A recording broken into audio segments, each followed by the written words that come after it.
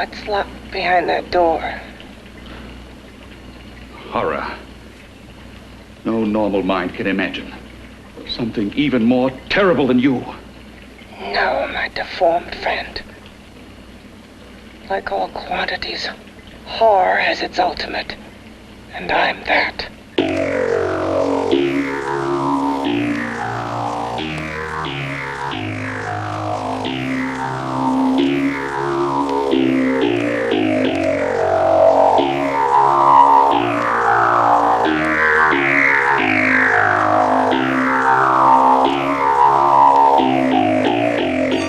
Good evening, guys and ghouls, and welcome back to Monster Craze Memoirs, a generational podcast about B-movies. I am your host, Ian Garcia, and with me, as always, is my father, Rocco. Hello.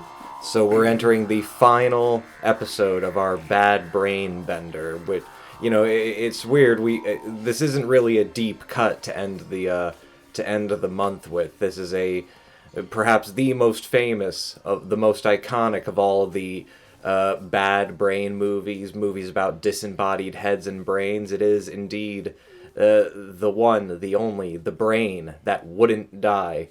Although I guess I should say from the outset, the name of the movie is kind of a misnomer, and we can get into title trivia later, but it's not really about a brain that wouldn't die, because the plot of the movie is that the subject of the experiment, the person whose head is being kept alive, their head is not being kept alive in accordance to their will. It's, the mad science. So really it's the brain that couldn't die, not so much the brain that wouldn't die. If the brain could die, it would. It can't. Like all titles, it doesn't necessarily, yeah. Yeah. No bearing in... Right. Yeah, it's a very points docked already for that one, but this is another one of these movies where I don't really know a lot of information about its production, except for like the ancillary trivia. I do know that as far as these independent examples of these old B movies, these old monster and exploitation films, this is definitely, we're even getting outside of B movie territory here. This is more like even in like Z movie territory. Well, I don't know about that. I'm just I think it's poor. It was unfortunately a very good. I think it was an interesting script, a very good script. I think it's got a lot of very good script. Yes, I think it was poorly done. I mean, I think it was poorly done in terms of a film, but I think in terms of the complexity of it and some of the outrageous components of it, the creature that's kept in a closet. I forget, is this the one with the arms hanging off a wall, like the arms? There's no arms hanging off walls. There is more or less the basic plot of the movie. There's a scientist, right, or a surgeon rather. He's a neurosurgeon, and he's dealing, and he basically, he's a jack of all trades. He's one of these Renaissance surgeons, so he's experimenting, of course, in both reanimation of the body as well as in keeping body parts alive. Like the movie opens with a scene of a surgery that goes awry. And we're introduced to our scientist character who is able to basically palpate the brain of the patient in order to bring them back to life, get their heart beating again. He drives back with his girlfriend to the old country house where he's doing a lot of his experiments. There's a car crash. She gets decapitated. He brings the head back and keeps it alive in his basement, and then spends the rest of the movie trying to go around and find another woman to murder so that he can replace her body for the one that his girlfriend lost. But what you're referring to is that there's this in the basement where he's keeping the brain, there's also a locked room where there is this, we don't see it until the very end of the movie, but it's basically just this horrible homunculus that he's made. It's basically just a Frankenstein's monster. It's Right, all made from right. cobbled together body parts that he's apparently stolen from the amputee ward of the hospital he works at. But I can't cover up for you anymore. The superintendent had it out with me. He thinks it's you who's been stealing those limbs from the amputee operations. So what if it is? And he, but we only ever see it with its arm reaching out of this small porthole in the door that's used to feed it. But yeah, there's no arms hanging off the wall. The arm does come out of the door, so maybe that's what you're recalling. Or is there another movie with arms in the walls? I can't. Wasn't there one? Isn't there a scene? Maybe I'm thinking of the wrong movie where the brain. She powers the brain to move the arms to grab somebody. Is that? No. You're thinking of this movie, but she's not powering the arm. What ends up happening is that the woman, not the headless woman. I guess she's the de-bodied woman. Her name is Jan. Right. Jan is she basically starts communicating with the beast behind the door. Right. She's got brain powers because she's disembodied. So apparently, well, she gets brain powers. Like it apparently, telepathically. Apparently has something to do with the serum that they're like putting into the pan that they're keeping her head in, and that is supplying her with all the nutrients, I guess. Like there's nothing particular. I think what's bad about it is the fact that instead of having a voiceover of her telepathically communicating with the beast, she's actually speaking her voice, and she's asking Knock if you understand what I'm saying, or so that doesn't make any sense because. Well, I mean, I don't know that it doesn't make sense. Like I think it actually. I mean, I think. Like I said, I think there's. I want to get back to this claim that you've made about the complexity of the script. It's very interesting having a creature behind a wall. Some of the gruesome scenes in it, in terms of the murder of his sidekick professor, I guess. Yeah, he's got basically an assistant with a malformed arm. Has to have arm. a German accent for some reason, so he's probably. He doesn't have a German accent. Doesn't have an accent? All right, so we're giving the game away. Rocco didn't actually watch the movie again with me. I've watched it several times. I know you have, but the whole point of this podcast is we're trying to revisit things so that we can look at them with a new light, and so now I'm going to be comparing the movie that I've actually seen against the one in your head, which we've already established has a great script, features a disembodied arm in a wall that is controlled by psychic powers, and none of those things happen in the movie. Okay, so that didn't happen in this movie. So it's a different movie then. Okay. But no, like I think you're right to a certain extent that it's one of these movies where the cheapness of it doesn't detract from the fact that you can see where the individual parts could work more effectively in a film that was actually made with an authentic desire to make a good movie. Yes. But and one of those things definitely is the monster behind the door. This thing that like again, it's only ever heard, and it communicates only through knocking on the door, once for yes, twice for no, and a lot of times to show he's excited. But you are right. There is something, and this is something that I think The Brain That Wouldn't Die has a really big reputation as one of the worst movies ever made. I don't know why it gets that. I understand that, but like I said, I find it to be one of the more. That's why I didn't want to watch it again. Like I find it to be the most shocking, one of the most shocking B movies to be seen. I think especially when you must have seen it. It was released in. That's why I didn't want to see it again, because I just don't.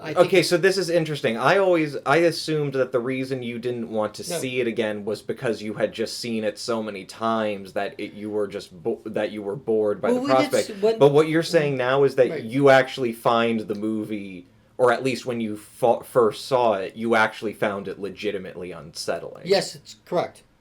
So, like, if you're recalling back to when you first saw it, like, what is it about the movie? Like, what are the elements that, like, despite how cheap and how bad it is, what makes this a perfect example of how these movies can still have these uniquely unsettling qualities. Like, what's going on in here that just makes it, that gives it that strange je ne sais quoi, despite not being able to, like, say it has anything to do with the direction or the... I think the creature itself maybe has something to do the with monster or the monster brain behind itself. Well, and also the photography on her. I think that she's a relatively decent actress. She does very good, I thought. And her emotions of... clearly, it's fine she's headless, but she's the one that's not deranged. So right, yeah. And she really wants to die. She apparently hated working on the movie so much that she refused to even come in to redub some of her lines in post-production. So there is one part of the movie where she's being dubbed by a completely different actress who sounds nothing like her. But yeah, her performance is very good. I think she's good, and he's not bad either. It's just that I think that the Steve Terrell, the guy, yeah, the guy who's playing the, he's terrible. He's not terrible. I think that I think it was a poor direction, as you saw some of the edit cuts between. Well, yeah, the editing is terrible. Horrible. The continuity is all over the place. Like there's several parts in the movie where like aspects of the mise-en-scène clearly move around between shots. Like there will be a close-up where something in the background is in one space on a wall, and then in the wide shot it's it's a terribly not well directed or edited project. But yeah, but I think you're right that, and I think this is something that it comes down to. There is something that is uniquely unsettling about the brain the titular the brain that couldn't die in this movie, in that I'm trying to struggle to find the way to express it, because on the one level I think a lot of it does just come down to Castillo's performance. Like, I love the way she whispers all her lines in this raspy sort of lifeless or mournful way, and that she slowly becomes more deranged and vengeful over the course of the movie. So part of it is just her performance. She's giving a surprisingly convincing performance. You. Inside the closet. What has he done to you?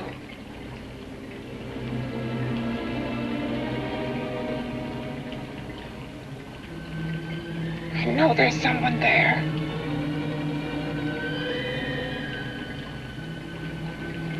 Knock once if you hear me. And I'm not the first.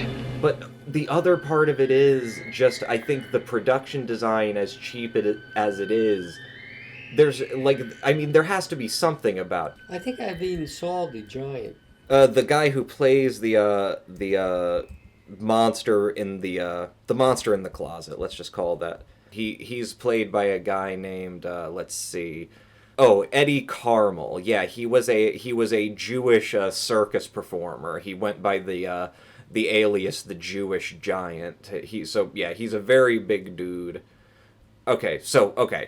Yeah, the brain in the pan is called Jan Compton, played by Virginia Leith, and Jason Evers plays the mad scientist, and he does suck, but Virginia Leith does a very good job in the role.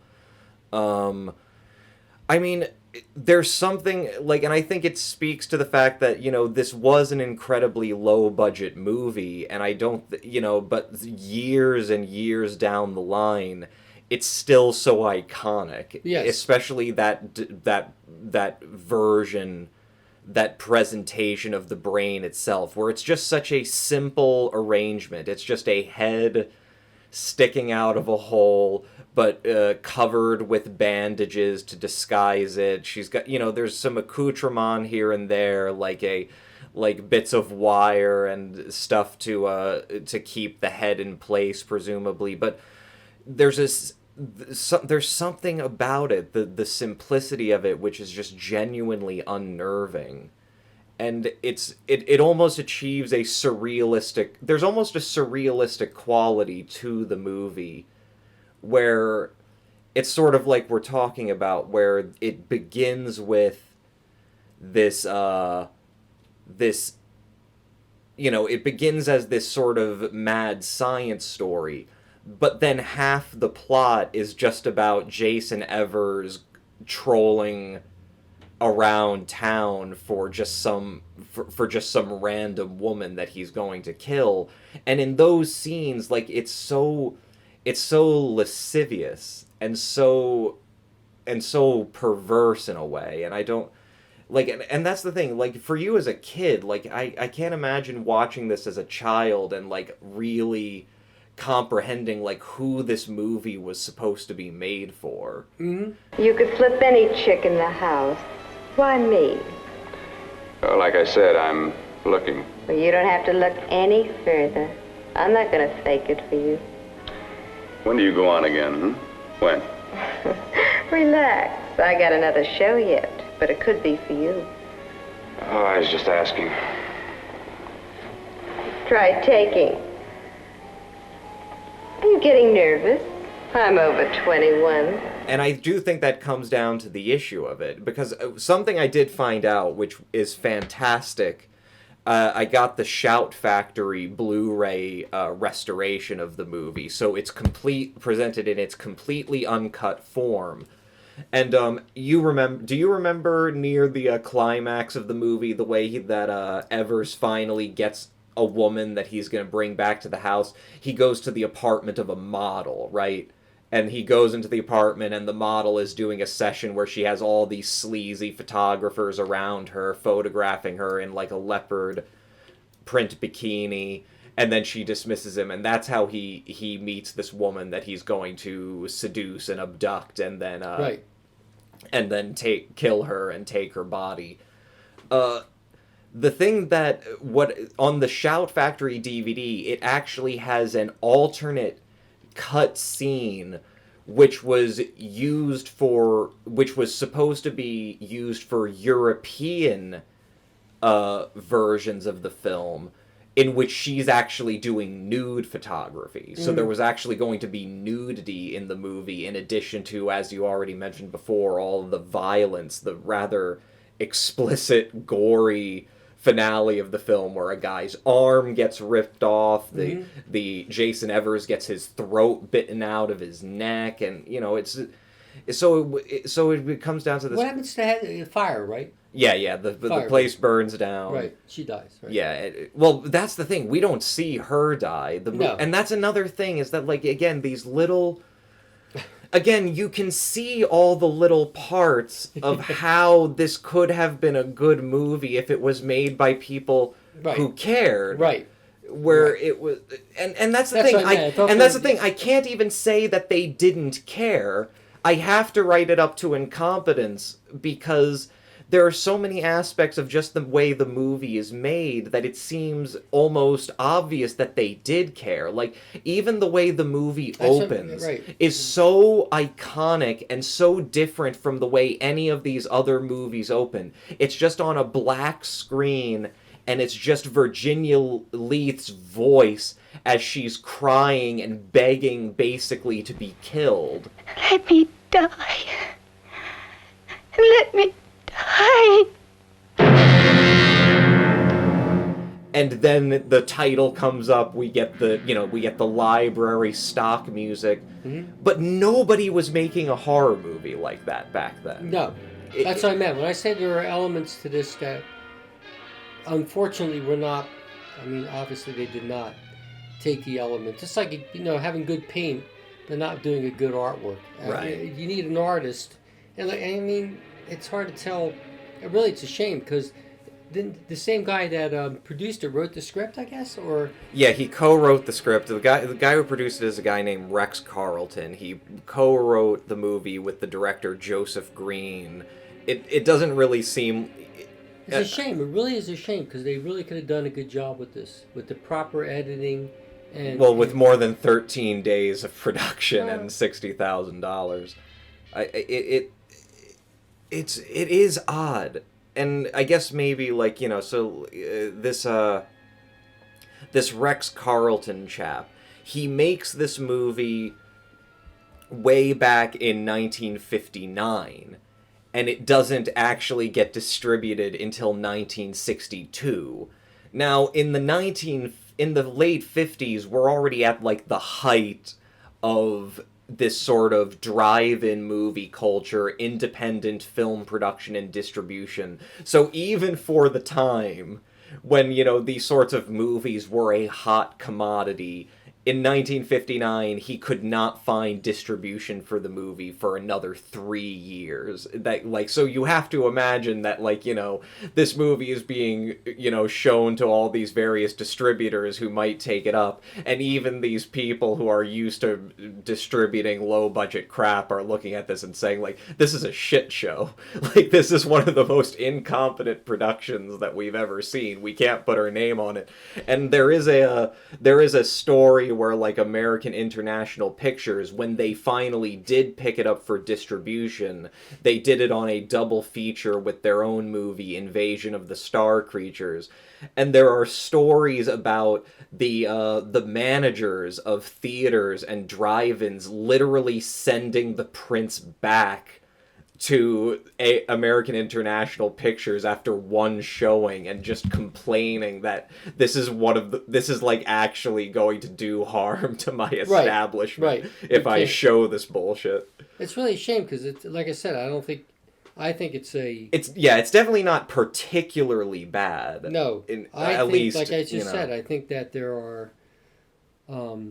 I think that the elements were all there to make it very interesting, and they just didn't pull it off. They just didn't. Yeah. They didn't pay attention. It's almost sad, really. It's just it is. It is. It's a shame because that kills it, right? I mean, it's just sort of like I just very there are very few bizarre films like that. Well, especially for the time, movies that were that were largely. Again, it gets back to this question of who was this movie made for? Well, it's made for teenagers. Well, that's the thing, because because it's a movie that is made for teenagers, but the plot of the movie primarily concerns a grown man going to sleazy dive bars. Mm-hmm. And driving around in the streets, stalking women, and going to a erotic model's room where she's surrounded by all these sleazy photographers. It's like there's all these elements of just sexual perversity that seem so overt and so out of line with what anyone who was conventionally producing these types of movies would expect to be, to say nothing about what teenagers would want to see, but just in terms of what people would think would be appropriate for young people to see, and that's before even getting to it's not show well. Like back then, we didn't have a rating system, right? Exactly. So you had to rely on parental controls to see these movies, but they were, And this is a common occurrence. We've already seen over this podcast, we've seen examples of movies that, technically speaking, were being shown to kids, and it's typically been in the, it's been in the context of movies made in the United Kingdom that have been a little more morbid, a little more explicit, but where, these are movies that in their home country are made for adult audiences. But yeah, as you're saying, in the United States, we didn't have a sort of graduated rating system. So these are just movies that are just being shown to children. Yeah, because I remember seeing it when I was a kid. Yeah, but... over and over again. Because it had to be shown on TV, right? You probably caught it a lot of times on TV or... Yeah. And this is the thing, is that the version you were seeing, if it was the AIP version, then the version you were seeing was edited. So right, and the way the places where they made the edits are, first there's a scene again in the dressing room this nightclub where these two showgirls get into a cat fight over the leading man, Jason Evers, which is, another of these thoroughly misogynistic movies.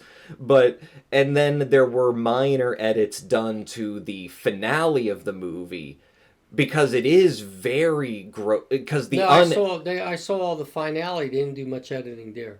When the guy gets his arm torn off and he's walking around bleeding all over the walls and gets it. Why do you think I didn't want to see it again? Why do I need to see that? Well, as an adult, I assumed it was just because you were bored by it. But like, this is something that's something that really stuck with you. Yeah, just it's something that, because it's so poorly done as a movie, even though it has very interesting elements to it, like that, and like the final scenes,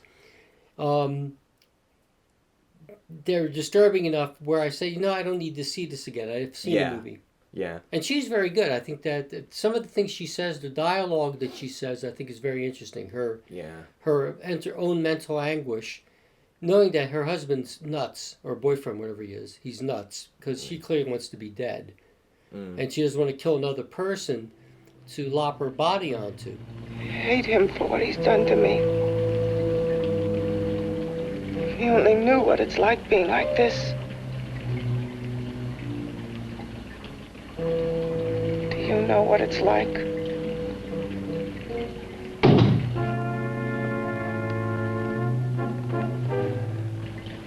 Together we could have revenge. You want revenge?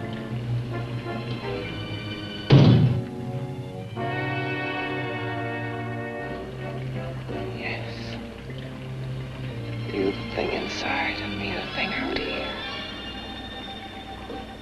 My brain's still untouched. And his keeping me alive has given me a power he didn't count on. Power that you can feel. Across this room and through that door.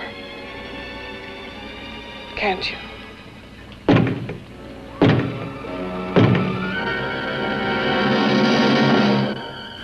Together we're both more than things.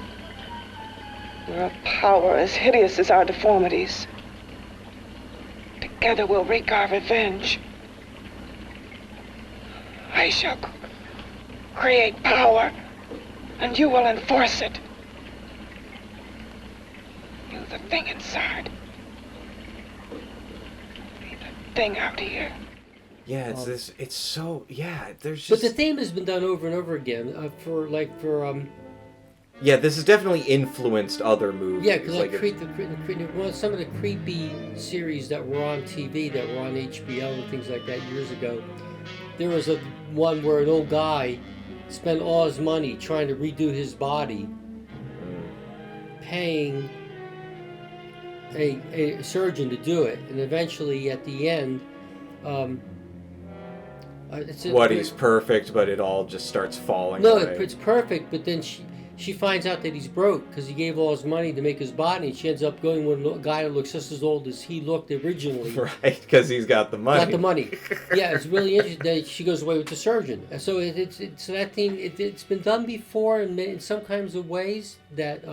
Well, I'm thinking about, and this is the thing, I Was a Teenage Frankenstein, Gary Conway, who plays I Was a Teenage Frankenstein. They go looking for a handsome guy in reverse to get the head. On that front, on the I Was a Teenage Frankenstein front, a title trivia, when Carlton was first developing this idea that he wanted to do a independent horror film, the first title that they were working with before they had a finished script was called I Was a Teenage Brain Surgeon. So presumably they had a whole idea that this was going to be a more sort of wild youth focused story. But of course this guy's not a teenager. Yeah, exactly. Somewhere along the but yes. Just like Steve McQueen. Yeah, they definitely had an idea that was more sort of puerilely focused, but somewhere along the line It just changed into a sleazy, gross, misogynistic, and just outright morbid. Like, it's just like, it boggles your mind of like, again, it's like, who was this movie made for? And it gets back to, like you were saying about Virginia Leith's dialogue. And you're right, it's almost like there are two completely different movies Exactly. that are melded together. One of them is the flawed but actually interesting and well acted movie where it's just a one scene like play. Mm-hmm. Where it's just a woman's disembodied head that is begging to die, and then there's the deformed assistant who is trying to communicate with them and explain to them their situation and explain what everything is, and this mounting dread of what's behind the door. What is this ultimate horror that hides behind the door? What's going to happen? What's going to happen? Is it going to break out? That part is good, but then there's this whole other movie which is just straight up a sexploitation I know, movie. but it's a filler, and it's meant to be tittillating to get people to watch it. Right, but who? What grown adult who? This is the thing, is that like there's you're being. I think you're being. If you just haven't seen enough movies, Navy versus the Night Monsters. I mean, all the kind of things you went to the drive-in to see are just. But I think no. There's a difference between like sexual titillation in terms of having a movie where it's like, again, like beach girls partying around and then getting killed by like a lake monster or something. Like, there's a big difference between that sort of baseline titillation and what's going on in this movie, which is just explicit reference to infidelity and to voyeurism and to this parading of women. But is it infidelity, or is he just trying to lure them so he can put his wife back together again? I think part of it is the infidelity, and part of it comes down to, again, it's not that the filmmakers didn't care necessarily. It is that they're incompetent. Because, you know, in that completely different movie about a guy who's just trolling around the red light district of his town, you know, every time there is a scene where like a woman is doing a nightclub routine, or there's a part where there's like a beauty pageant. It's called a Body Beautiful contest, and they have all four of these four women. Well, he's looking for a body, right? He's looking for a body, but when they cut to a close up of him, the reaction that that Jason Evers is giving, he's not performing that he's just critically looking for a body. Right. He's performing like he's turned on. Like the sexual innuendo, it's not even innuendo anymore. It's like right there at the surface that it's like he's completely forgotten about this thing that he has in his laboratory, and now he's in his own like private like sexual fantasy where he's going to the back room of the nightclub and he's almost getting it on with one of the showgirls, but then they get into a cat fight over him, and then he gets to watch as a nude model poses. I don't know who it's for. Like it seems like that's what it seems like to me, is that we're starting to. Well, maybe it's the fill. They were trying to put filler, and the filler obviously. They were trying to put, and they went with the rails. Yeah, exactly. The filler became the movie. Well, yeah, it also hurt the movie, like you were saying. I think that you're right. So, like I said, I thought that if you're talking about a treatment, and you leave out a treatment would look good. I think the treatment would have looked good. Having this disembodied head, you and having the right parts, and then really putting together some of the psychological. But it shows that guy being an asshole and a cat. So really, a wolf, as it were. But different, like you said, infidelity and things like that. In reality, he just wanted to make his wife a sex model again.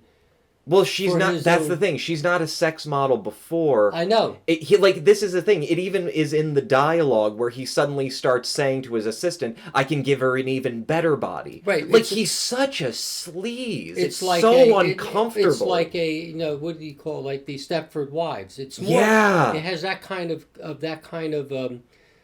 Of course, Stepford Wives is done better, but you get the point. Well, yeah. But It was also written by a woman, so, it was like, that probably helps it to be a little less, misogynistic. But right. But that means like that when you think Yeah. about it, except it wasn't done, it just wasn't done well, that's all. I think what we're seeing here is that it's another one of these interstitial movies, right? Where previously the interstitial trend that we had seen previously in these movies is the trend from gothic horror to Atom Age science fiction. Right. The trend from an emphasis on monstrosity to an emphasis just on monster of the week. Just show them proud. Here, I think we're starting to see, as the major studio system is hitting a period of deep decline. It was a movie made in 1959, not released until 1962. So we're right into this window of time where Hollywood is really starting to show its wrinkles. Where we're, it's going to be in the mid 60s that we're going to see the increase in, we're going to start to see the beginnings of what's known as the new Hollywood, which is the revival of, directorially driven, director, screenwriter driven pieces that are more experimental, that are more character focused, that are less sensational, that are trying to be more adaptive to the times. But even in the B movie market, even in this circuit, we're seeing the bottom barrel now. Right, exactly. We're seeing a similar transition where now what is defining the independent film market is no longer movies for children or teenagers reductively. It is the proliferation of the sleaze movies, of the out-and-out exploitation movies that are going to emphasize explicit sexuality and gore and attach, where I think that's what's going on here. And you see it in the fact that literally they designed a separate cut of the movie where it was the same exact shot in the same exact staging of the shot, except in one version the model is in a bikini, and in another version the model is almost completely nude. And that was they were clearly consciously thinking we're going to appeal to it's the end of the drive-in, and we're starting to see the rise of the grindhouse. These much more seedy and again also a lot less concerned with just baseline production quality. And it is interesting, isn't it? Because listening to the audio commentary, the audio commentary for the Shout Factory DVD, there's this guy, Steve Haberman and Tony Sasso. They mostly spend the audio commentary, making fun of the movie, but they do note a lot of, the sort of the weirdly compelling and unnerving qualities of the film. And one of the things that Haberman suggests is that, the difference between the violence in this movie versus the violence in, say, a Hammer horror movie is that, yeah, there's explicit blood there, but there's something about the production design and the setting and the sort of whimsical quality of it, the fact that it's all in color, that sublimates the violence in a way. Right. With this movie, it's really hard to imagine how a teenager, much less a child, who's watching this movie in a theater or a drive-in or on television is supposed to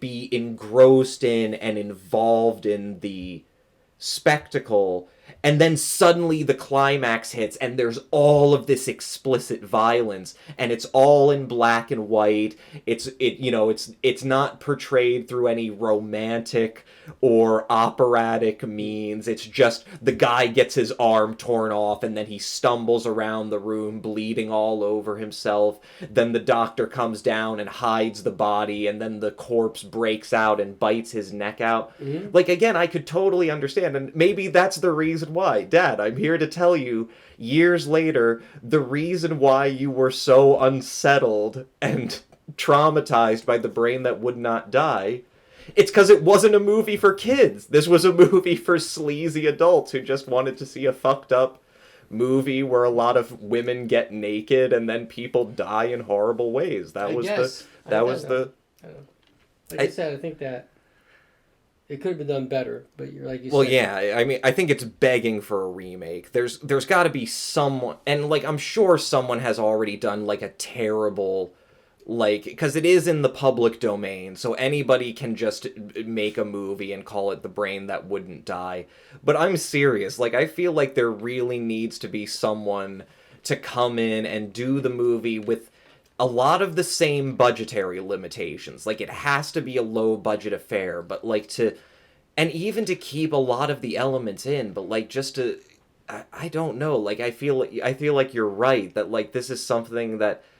There's enough of this good movie that's just peeking out from behind the curtain that it is a shame that it does, that it does take the form that it does.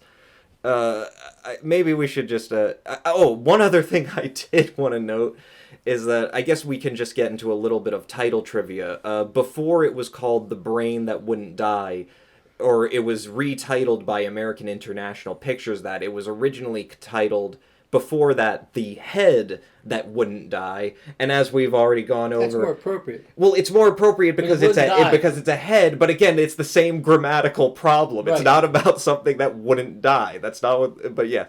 So... It should be The Revenge of the Head, or... Revenge of the Head. I mean...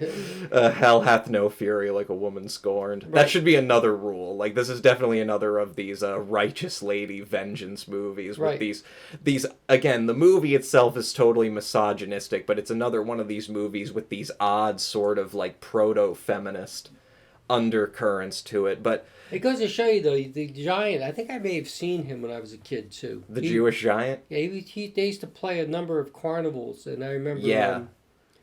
I remember seeing the 9-foot giant when I was a kid, I guess I was in grammar school, I guess, and I remember that when we had the fair, the what am I saying? The Trenton Fairgrounds would have a fair every year, and I believe it was there that I saw him, and then he came out, and he sat, of course... Because that's all they really did. It was a freak show. Well, basically, he would just come out. Then we had people asking, what do you eat for breakfast? I eat a dozen eggs, and I have a quart of orange juice, and a loaf of bread, and toast.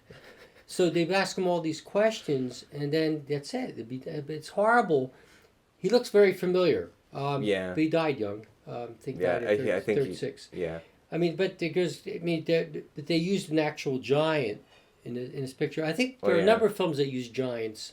Well, back in those days, if you wanted to, like, you could... But it's a shame that they used this guy for... it's naked exploitation. Right. I mean, it's a shame that back when you were a kid, it was appropriate as entertainment that, we're going to go to the carnival. First, we're going to ride the Ferris wheel, then we're going to get some cotton candy, and then we're going to go see the freak, and you're going to ask him a lot of personal questions about what it's like living as a not normal person.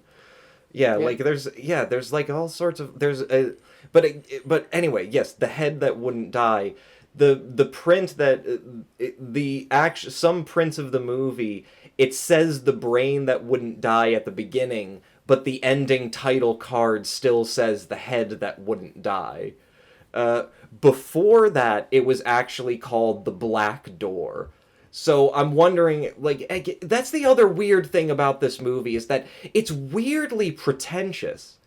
Like, the dialogue is, it comes out more fully in the scenes in the lab between the assistant and the head, because they're having these, like, portentous, existential arguments, about the morality of the doctor and what he's doing.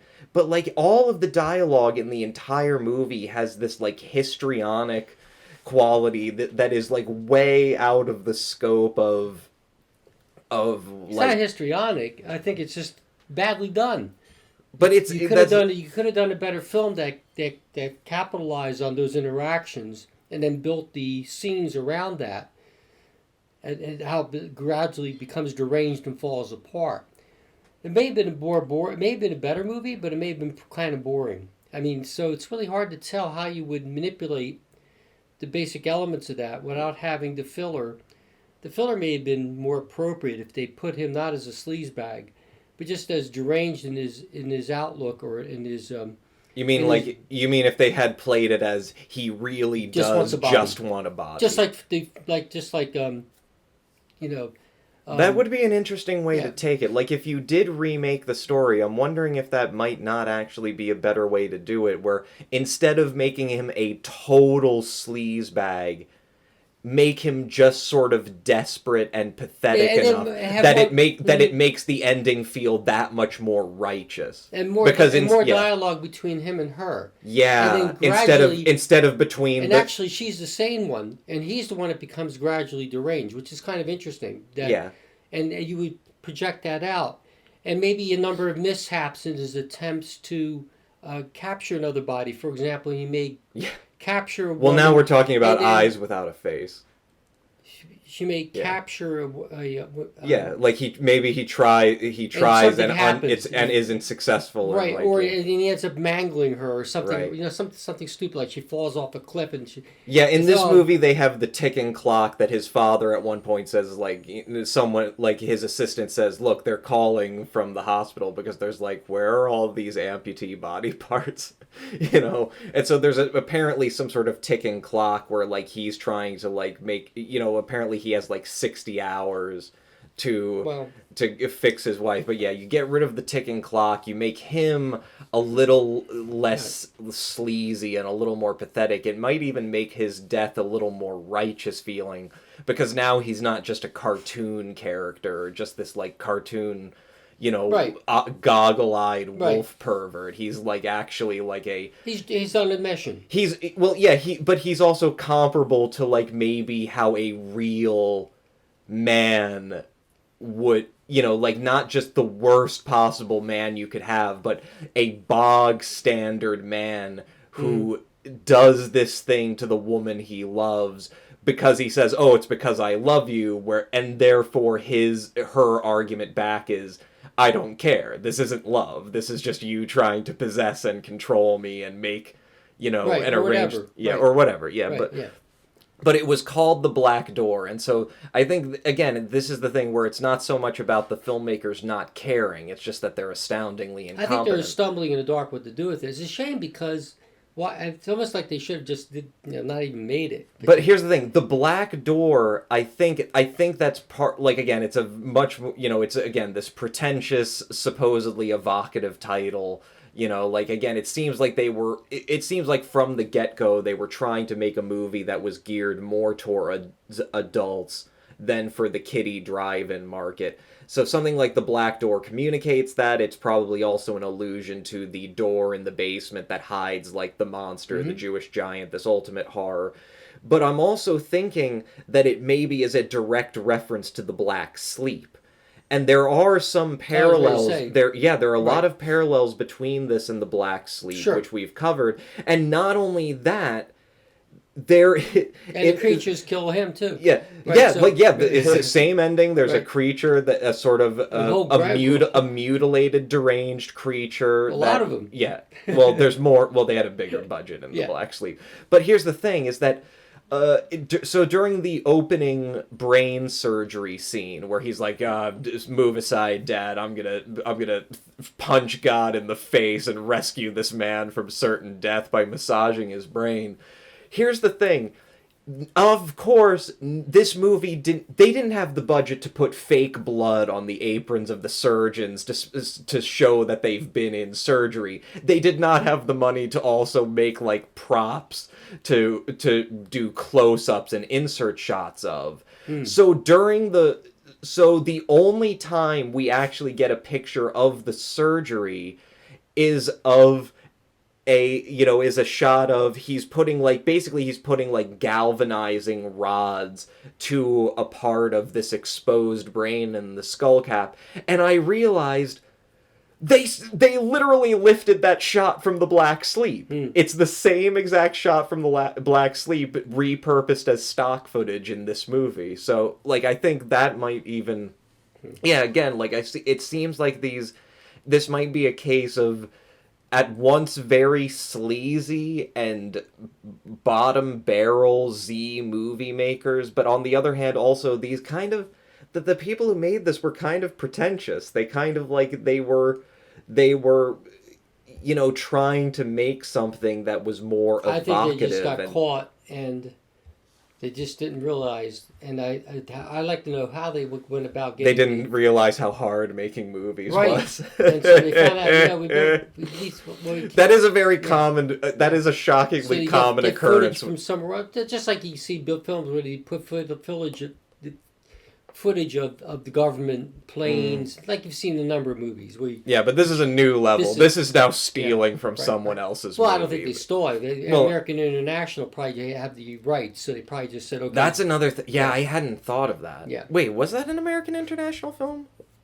Wait, The Black Sleep, it was double featured with what? Yeah, we saw that with the Quatermass experiment. Yeah, that was distributed. So that would have been The Black Sleep. No, that was United Artists. Oh, so, well, maybe they got the... Yeah, this was... So, yeah, they got distributed... I don't know where they got their hands on a print. Maybe United Artists bought the print when they decided... Or maybe AIP bought the print. Yeah, who the hell knows? Right. So if they got... they somehow got a hold of it, but, like, it seems like I don't know, it seems copyright dubious to me, But yeah, so that's who we're talking about here. Rex Carlton, he did not have a storied career doing these kinds of movies. In fact, he made another movie in 1959 called The Devil's Hand, which was not released until 1961. So I'm basically going to just run through these movies that he made, and we're basically going to try to tease out whether, like, you think you would have seen them willingly as a kid, like, just from these synopses. So, No. The Devil's Hand. A man is haunted by visions of a beautiful woman. Oh, Jesus.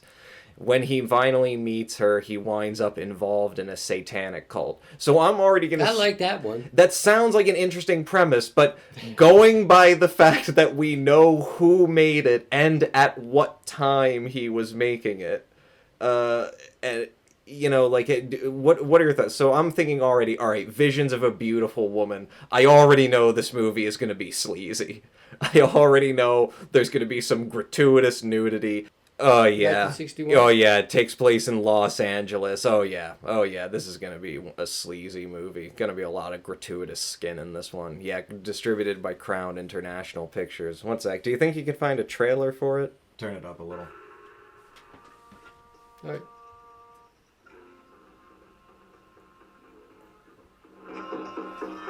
Where pagan pleasures, oh boy, are produced by The Devil's Hand, eh? Do you think it's his left or his right?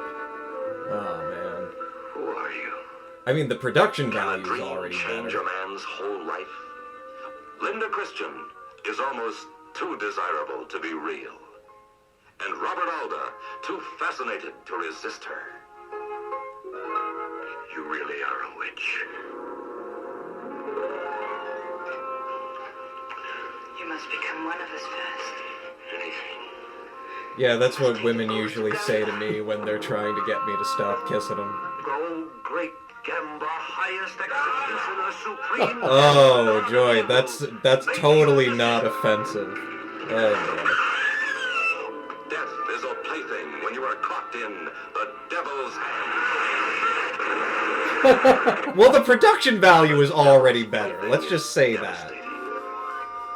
Oh no, maybe it wasn't Rex Carlton's fault. Maybe Joseph Greening just sucked. Well, this is better directed, and the cuts are better, right? Well, the trailer is better. I guess we're getting a little ahead of ourselves. The trailer always looks better. That knife is set to kill. The wheel with swords on it is set to kill. All right, I've seen enough. Yeah. So what do you think? Younger version of you in 1961. You're gonna go to the drive-in to see that, or you think you're gonna pass? I don't remember seeing that. Yeah, but would you go see it? You No. think? No. No, there's not enough. All right, There's so not enough monsters in it. Right? 'Cause basically, when you're young, you want to see monsters, right? all right, so we're gonna fast forward a little. Okay, so Rex Carlton doesn't make another movie until 1966. He seems to have a bad track record of not being able to get stuff he made released in 1 year until 3 years later. So he made this movie called Blood of Dracula's Castle. Oh boy! In 1966, it was not released until 1969. So we're already in 1966. The window's already open. It's to your right. Where is it? Up on the top to your Right right. here? Nope, that's Nightmare in Wax. There you go. What's Nightmare in Wax? It's the other one. We'll get to that later. But okay, so Blood of Dracula's Castle. Count Dracula and his wife capture beautiful young women. Oh, it's got Christopher Lee in it. Ooh. Count Dracula and his wife capture beautiful young women. I'm starting to notice a pattern here, and chain them in their. Dracula's castle. It's a fascinating place to visit, but you couldn't live here. Not for very long, anyway. So is the movie a comedy or just the trailer? Certain people find the old place. Oh my God, this is horrible. That's not Christopher Lee. You're just looking at the image macro in a. Oh my God! What's his name? John Carradine. Oh my God! Now we have to see it. Vampires you'll ever meet. Delicious.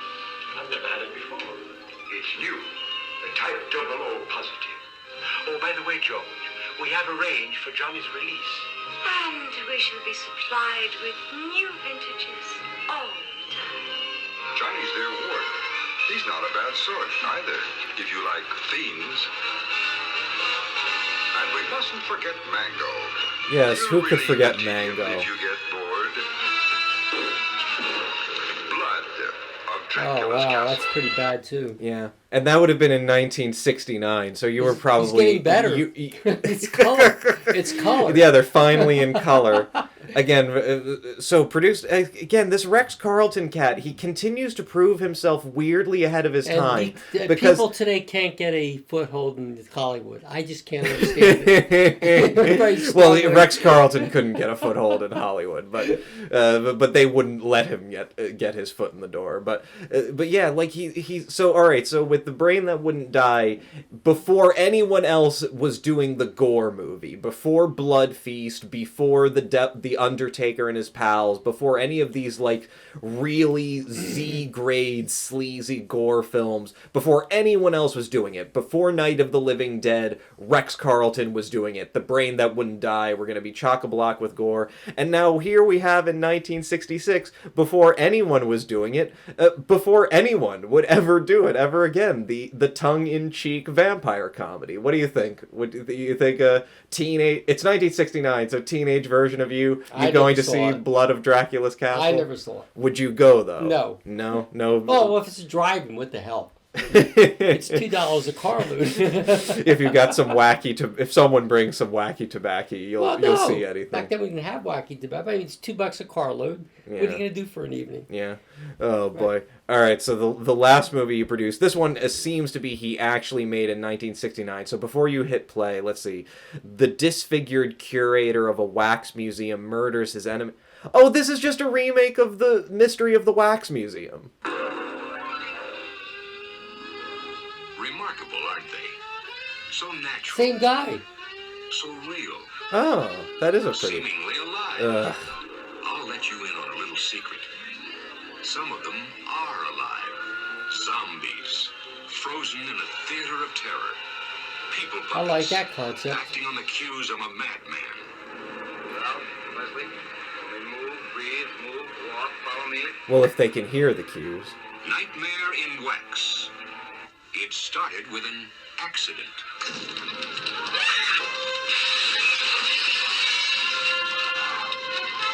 Yeah, this is Mystery of the Wax Museum. Guy gets burned in the face. Oh, that's a good gore shot. Cameron Mitchell! Alright. And him. Who? Oh, very. going to be in here for long? An eternity, my dear. Seems like maybe a reference to the brain that wouldn't die with her in that position. Scott Brady. Honey.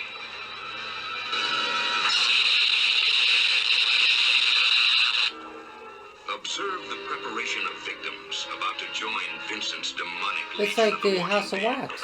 It is Mystery of the Wax Museum. This is an uncredited remake. In wax. Frightening.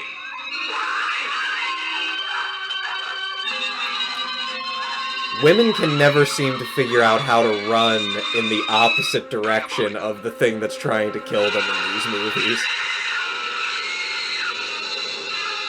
Yep, keep going. Keep going. Don't turn back. Nightmare in Wax. In color. A Crown International. Oh, thanks for letting us know. All right. It's good to know that the whole movie will be in color and not just the trailer in 1969. So what do you think, Dad? Do you think you'd have... No? No, see, Cameron Mitchell, it's a shame because he's not a bad actor. No, he's not. Oh, boy. All right, so I think we've kind of exhausted the train on this one. There's not a lot to talk about with the brain I noticed that a lot of your writing is pretty minimal in this, too. Yeah, there's just not a lot... Like, look, there's other things we could, there's some things we could get into, but, we kind of exhausted them. Like, there's just... Again, it does come down to it, isn't it? It's that, there's something about the brain that wouldn't die. There are certain elements of it that are legitimately unsettling.